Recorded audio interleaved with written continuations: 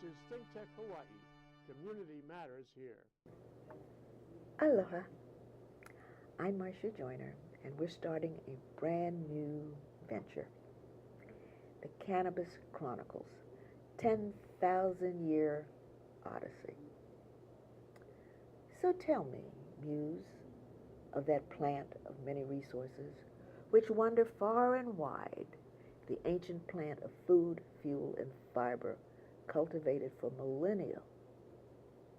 Historically, dietary use of the entire raw cannabis plant brings us back in line with 34 million years of cannabis evolution, Dr. William Courtney wrote. While our perception and publication of these properties are new, the phenomenal beneficial effects that were there yesterday, last year, for hundreds of years to bring us up to today. And so our odyssey begins. As we venture through these past 10,000 years, we will explore and discover the plant for which the cannabis derives the many uses: hemp, cannabis, hashish, cannabis for religion, cannabis for medicine, and of course cannabis and dear old Uncle Sam. Today, our special guest is Mr. Theo Alexander, who's a Master's of Health Administration. I got it. And he's employed in the field of healthcare administration for the past 10 years, combined with his academic and professional experience in both nonprofit and for-profit sectors with executive level responsibilities. So we have asked Theo to come because he is the director of, now say it right so I don't get it right. So our company is called Complementary and Alternative Medicine of Oahu, or CAMO for short. We usually go by CAMO. And so he is a cannabis advocate. Yes. And he does cannabis for veterans serving veterans. Yes, yes. So that's a great idea. It is, it is. We figured out in this process of one, being veterans, and then seeing veterans out in the community in different compromised situations, whether homelessness or joblessness. We figured we did it once when we were in the military. We followed the military rule or the Uniform Code of Justice to have camaraderie so that we can go forward in a mission and accomplish that together. And we see that much of the same way today. So in helping veterans by using hemp and cannabis, yes, then it helps them through the PTSD and what else? Yes, it helps them to mitigate symptoms of PTSD, the pain management from some of the medical symptoms, deterioration of muscle or atrophy, with joint pain. Definitely, and then on the PTSD side of things, it helps them to reduce their aggression. Some people have a very aggressive nature after they have start to experience the symptoms of PTSD. Mitigating those symptoms or treating those symptoms is what we're looking at doing as far as reducing the level of stress the veterans have on a daily basis. Now, I know that Uncle Sam writes lots of prescriptions for opiates. Yes. So can this replace opiates? Well, we're not necessarily looking for a replacement mechanism, but we are looking for a mechanism that will complement the Western medicine protocol. We know that there is an epidemic currently, a crisis for opioid addiction. Opioid is using the opioids from a physician standpoint is prescribed for different medical conditions. So right. We don't want to interfere with the medical protocol, but what we want to do is give the veterans an option to pretty much supplement what they're doing in a natural point. So this is not addicting? No, it's not addicting at all. Matter of fact, we're using this to help people get off addicting medication. So let's talk about what is cannabis. Yes. So it's been around for well, we have lots of different dates. 10,000 years to, I guess that's a good year. Yes. So if this plant has been around for that long, tell me about the plant. Tell me about what is the plant? This Okay. plant that we're looking at. Yes. This plant is probably one of the most medicinal plants in the kingdom, the taxonomy of plants that covers the face of the planet. The plant has so much utility. It's been labeled, quote unquote, the plant that can save the United States or that can save the world because of its utility. But the plant itself has compounds or constituents inside it that makes it available for the medical use. It will help to balance your homeostatic environment within your body, which is giving you a balance across the board, which is whether it's blood pressure, sugar, your heart, your rhythm of your heart, things like that. So with the history of the plant, it's been used in just about every indigenous culture on every continent of the face of the planet for that 1,000+ years. But it goes way back farther than that. It pretty much came with us, with the planet. It was something that was placed here for us to use. From We're just divine, rediscovering it. Yeah, we're just rediscovering it. We're rediscovering the plant. So now, this one plant, now tell me if I'm wrong, this one plant that we are looking at back here, yes, in that one plant you have the hemp, yes, which, now tell me the difference. okay. Hemp, cannabis, and hashish. Yes. Okay, what's the difference in the three if they all come from the same plant? Okay, it would be, in definition, hemp is a textile product. All of these are organic products or plant material that you can grow in soil or in an aquaponic or in a hydroponic or a water-based environment. So with the plant, hemp, Indian hemp, or it goes by a variety of different names. We have different, but of course, to explain the nature of how it's utilized in the public or in the industry, hemp is a textile material that can also be used for health and beauty aid as far as if you process the plant and the constituents. it's the way it's processed. You can build homes out of hemp. Henry Ford built his first car. The Model T Ford was from hemp materials. Oh, really? Yes. Yeah. If you Google Henry Ford and the Model T Ford or cannabis or hemp, you will see a number of videos that shows him even taking the sharp end of an axe and hitting the car with it, and he couldn't scratch the paint. The majority of the car was made with hemp and different fibers, and different things mixed with that. But and it also ran on hemp fuel. So that's the utility of the textile market. You can have tree-free paper with hemp. Hemp grows, you can harvest it every 3 months, as opposed to trees, which every 5 years you harvest for paper. You can almost stop deforestation in its tracks by growing hemp for tree-free paper. So the textile used for clothing, things like that, the health aid, eating the hemp seed, you can buy in stores right now, highest source of plant protein, omega-3 fatty acids, and essential minerals. With cannabis, which is the female variety of the plant. So there's a male and a female. Yes. Okay. So you don't have to be a plant to know the difference, right? Exactly. Okay. So the male plant has seed, the female plant has flower. Ah. So the flower that people call marijuana or bud, or what you make the hashish from, is from the female variety of the plant.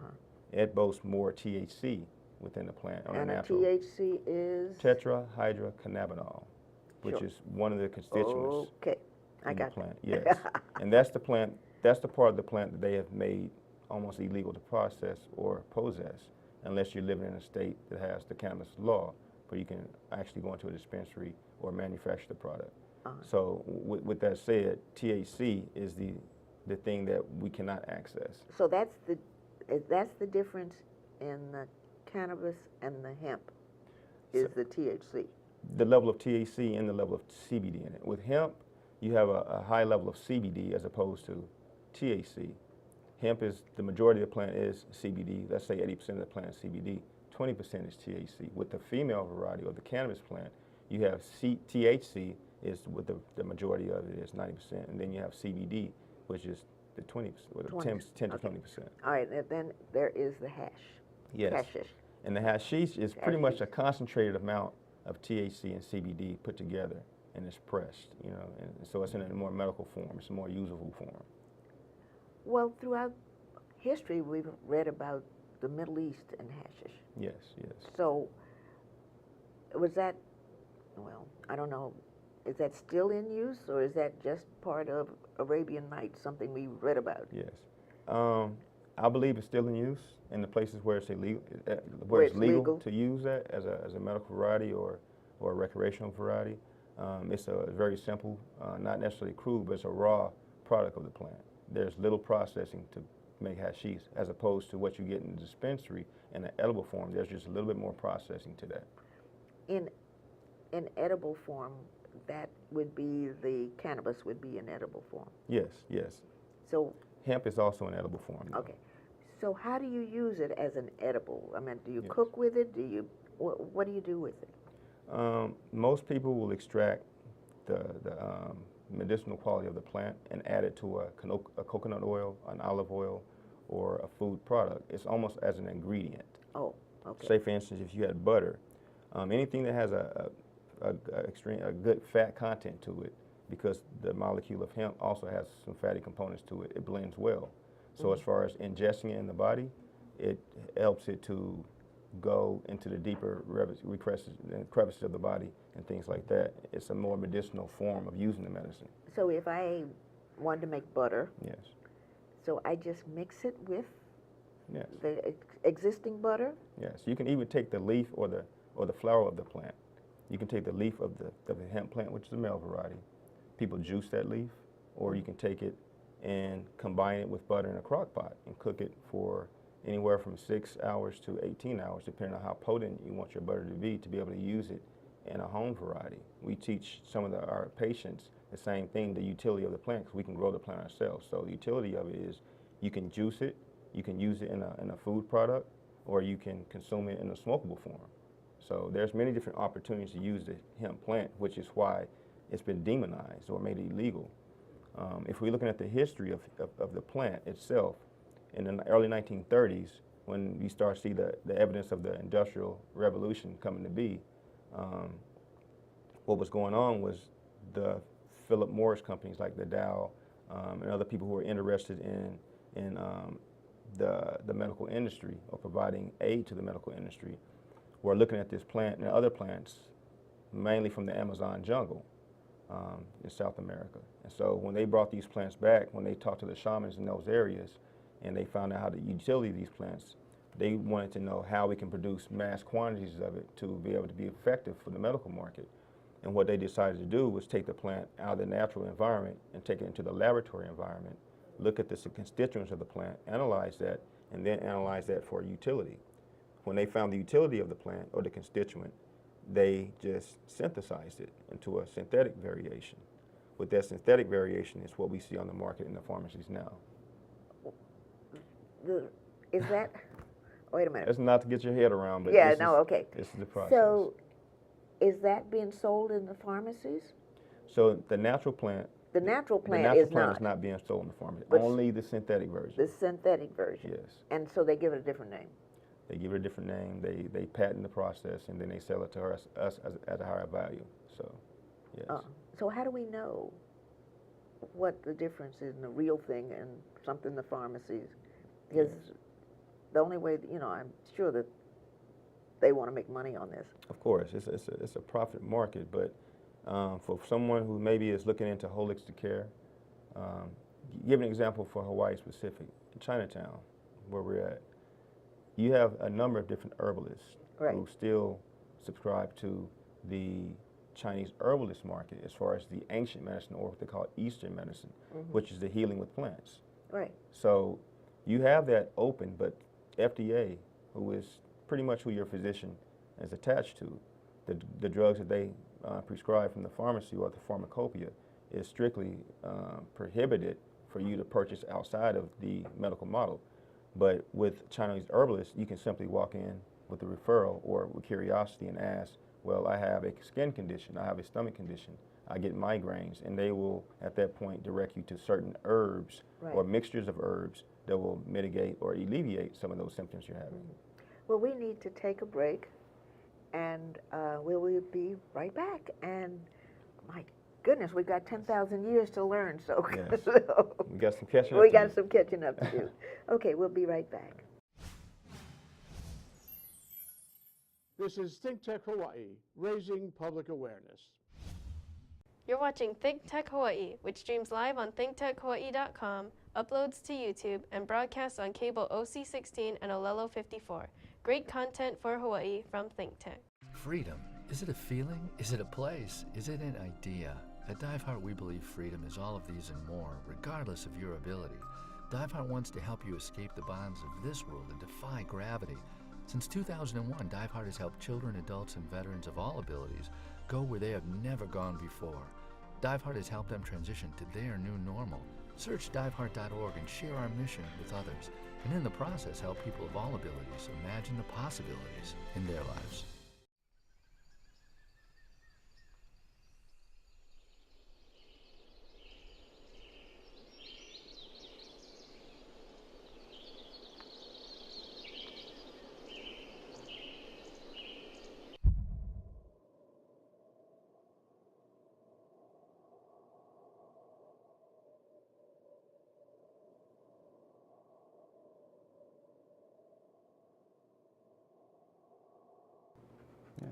Okay.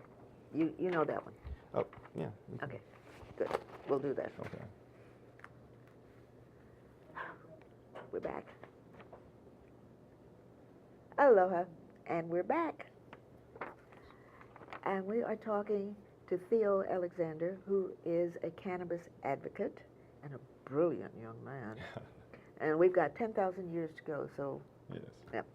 Let's talk about cannabis and religion. Okay. Because most of us have heard about the Hopi Indians in Southeast Asia and the Ayurvedic religions and all of these things that we don't know a thing about.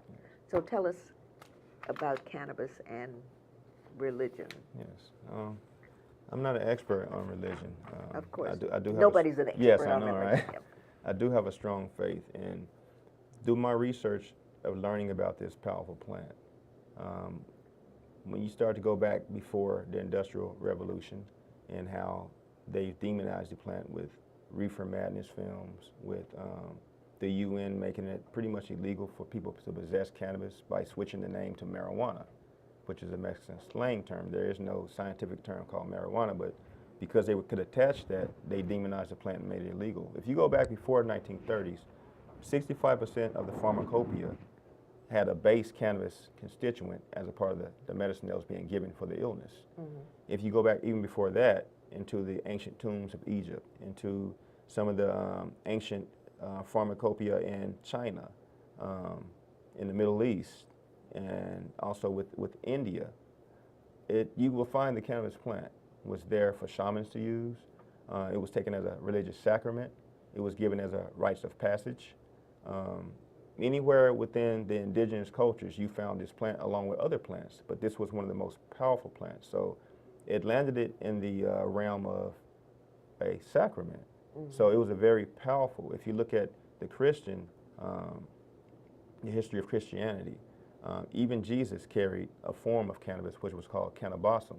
You can refer to Exodus, I believe it's chapter 30 and verse 33, that talks about the recipe that was given as a holy anointing oil. So the majority of people who were anointed into the religion were given this oil. One, as something that would wake you up. It's almost like a rebirth, if you're familiar with the Christian theology of being born again. Mm-hmm.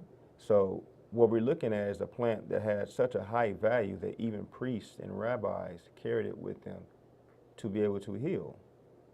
And I know today we can't make any kind of medical reference to what we do, but we're talking about pre-medical history here. And so when we look at that and we see how the power and the respect that this plant was given, and now we look at 21st century ideology when it comes to the cannabis plant, there's a huge difference. It's almost night and day. So with religion, there's a lot of people who still subscribe to the religious portion of it and give it as a sacrament, but even those communities are demonized by being criminalized when the DEA or the ATF does a inspection or a raid or whatever it is, and then they're treated like criminals. And then the plant is farther driven down from the public use, because if you're going to a church and take the pastor and the congregation to jail just by having this as a sacrament, the separation of church and state no longer means anything. Mm-hmm. So it further, perpetuates the the illegality of this plant, and also the stigma that most people that would want to use the plant, they run away from it. And so if we're looking at religious variations of it, I would challenge most of the people who are leaders to go back into history to see how they can use this plant, or how they can use the knowledge of this plant to help their congregations. I mean, in most Baptist church, you have this prayer list, right? Right. So, I guess. Yes. The second shut-in list. You know, in most the prayer. Oh, establishments, yes, of course. people will pray for the people who are not be able to come through the congregation, or who have been diagnosed with cancer. You know, different things. So we can use this plant actually to help some of these people, because we've seen the medical outcomes of it. Right. I mean, you're talking about pre-medical history. This plant was used for those exact same reasons we want to use it today. So, yes. Oh, wonderful. Well, you know, there's like, again, we have 10,000 years of... 10,000. 10,000 years. 10K, yes. Yeah, so we can't do it all in one day. But, Theo, tell us now, you are an expert and an advocate. Can you tell us how anybody that wants to talk to you can reach you? Give us a telephone number or a web page or something? Okay, sure, no problem.